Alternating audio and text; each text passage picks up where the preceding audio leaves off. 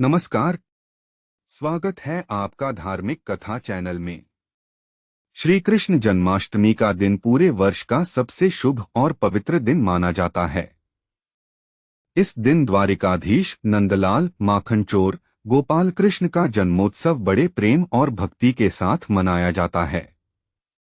परंतु जितना शुभ यह दिन है, उतना ही सावधान रहने का भी है, क्योंकि शास्त्रों में कहा गया है, उत्सवेषु विशेषेषु सावधानन सत्तं भवेत्, अर्थात उत्सव के समय विशेष सतर्क रहना चाहिए, नहीं तो पुण्य की जगह अनजाने में पाप लग सकता है। आज मैं आपको बताऊंगा जन्माष्टमी पर 3 ऐसे काम जो चाहे जान चली जाएं, लेकिन भूल कर भी न करें। साथ ही जानेंगे कि अगर गलती हो जाए तो उसका प्रायश्चित कैसे करें। पहला काम जो नहीं करना चाहिए, मांस, मदिरा और तामसिक भोजन का सेवन। यह दिन व्रत, उपवास और सात्विकता का है।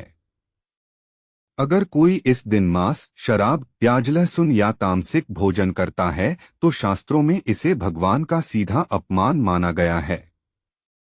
गरुड़ पुराण में कहा गया, पापिनः तामसाहारा नरकं यान्ति निश्चितम। इस दिन घर में तामसिक भोजन बनाना भी निषिद्ध है।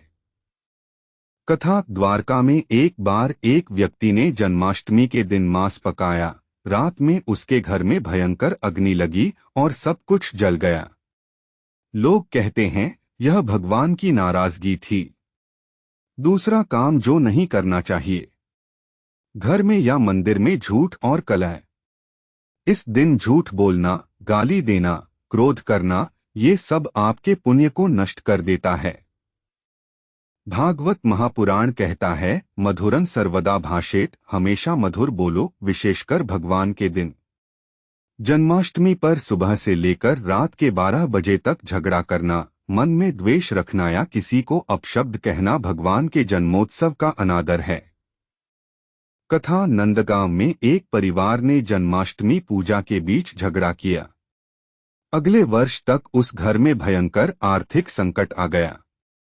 तीसरा काम जो नहीं करना चाहिए, बिना स्नान और शुद्धता के पूजा करना। इस दिन व्रत करने वाले को विशेष स्नान और शुद्ध वस्त्र पहनकर ही पूजा करनी चाहिए। गीता और नारद पुराण में कहा गया, अशुचिः पूजा कृष्ण न तुष्यति जनार्दनः। अशुद्ध होकर पूजा करने से भगवान प्रसन्न नहीं होते। जन्माष्टमी पर स्नान के बिना या मैले कपड़ों में या पूजा के दौरान मोबाइल गपशप करने से पूजा का फल